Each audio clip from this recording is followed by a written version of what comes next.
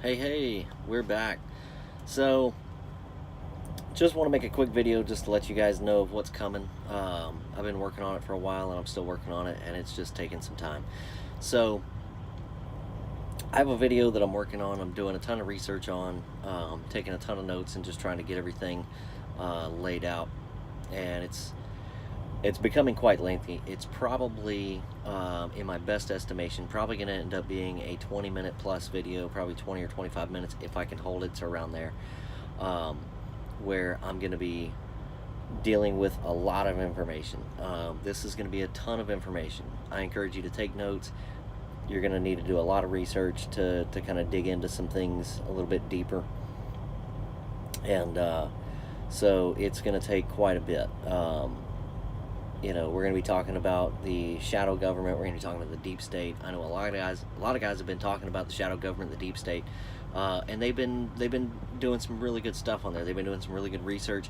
Guys like Sean Hannity, guys, like Infowars.com, and just a lot of people are putting together a lot of information, but a lot of them aren't going back far enough. Sean Hannity's not going back far enough. A lot of these guys are all talking about the shadow government, the deep state. It's Obama holdovers, and it's not Obama holdovers. The deep state has been in existence far longer than Obama's even been alive. The deep state goes back to 1921 with the creation of the Council of Foreign Relations. The Council of Foreign Relations created the Central Intelligence Agency, I think in 1946, 1947. Since then, off the top of my head, we've had 24, currently 24 directors of the CIA, 21 of which have all been members of the Council of Foreign Relations. Some of which have even been, presidents of the United States. President Bush, the first one. Ronald Reagan's vice president. Bush was the director of the CIA before he was vice president for Reagan, before he became president of the United States. So the deep state goes back pretty far. It goes back much further than a lot of people realize. And there's a ton of things encompassed in the deep state. There's a ton of things that have been going on that the deep state has been involved in. Things that are just now, for some folks, even being declassified.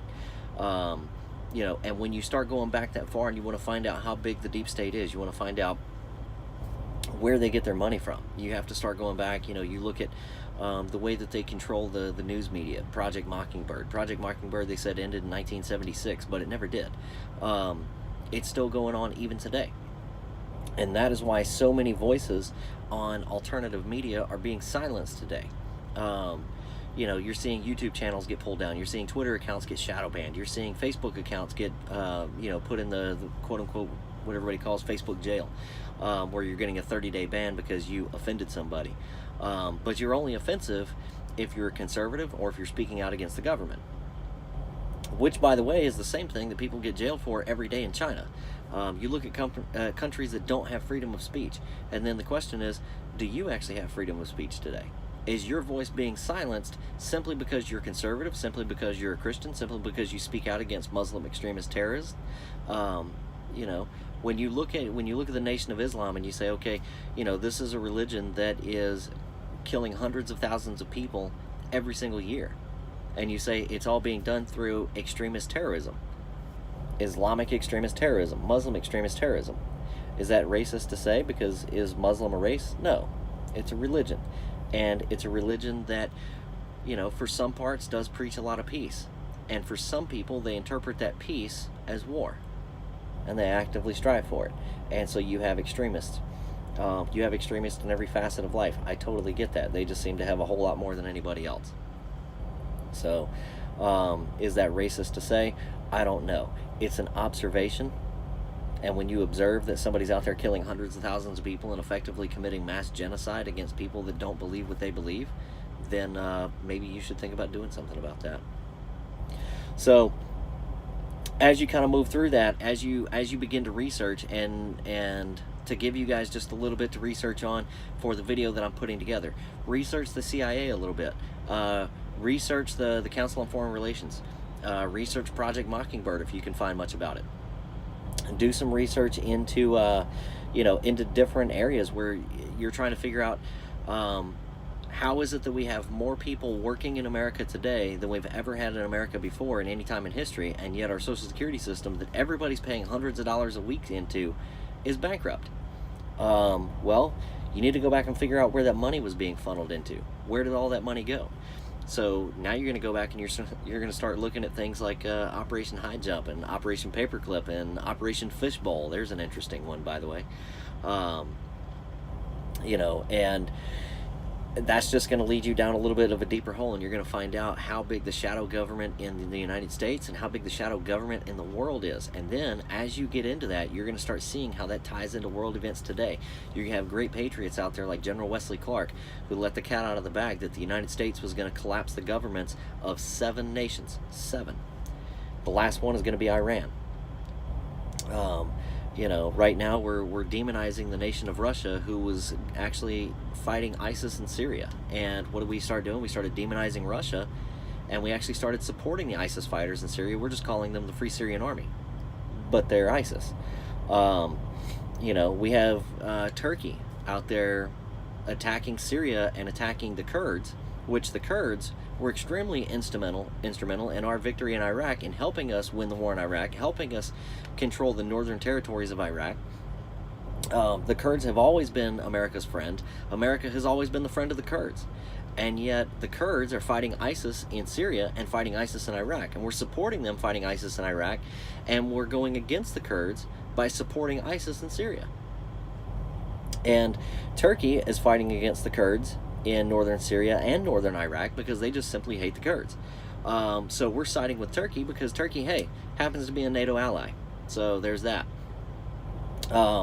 So, you know, we're looking at things, you know, we're siding with people who are NATO allies simply because they're NATO and not because they're actually doing the right thing, because the Kurds are actually out there doing the right thing and Turkey is not. But we're siding with Turkey because Turkey is a part of NATO. So I think right now, on behalf of the United States, when you're looking at our support of Turkey, I think it's more of kind of like a good cop, bad cop scenario going on.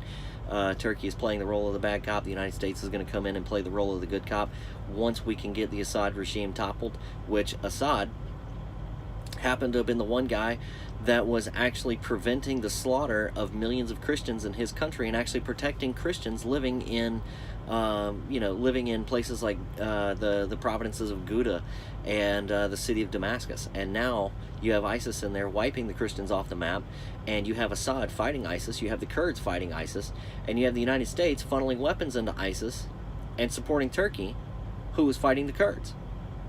So, but we'll get into all of that in a little bit greater detail. And like I said, there's a lot to unpack in this. There's going to be a wealth of information. You're literally going to be drinking from a fire hose because I'm not really going to slow down. I'm going to try to keep the time frame of the video as concise as I can and try to stay on track as much as possible because I have a lot of information to put out in a very short time period. And God willing, the overlords of YouTube won't pull this video down for at least 24 hours. So it should be an eye-opening experience for many of you. For some of you, it'll simply expand upon what you already knew was going on. And for some of you, you'll just say that, you know, I need to replace my my green hat here with, you know, something made of tinfoil, and that's okay. As always, I appreciate everybody who watches my videos and supports what I do. If you have any questions or comments, leave them below. If you enjoy the video or you like the video or you want to see more, click on the like button or click on the dislike button if you don't like the video.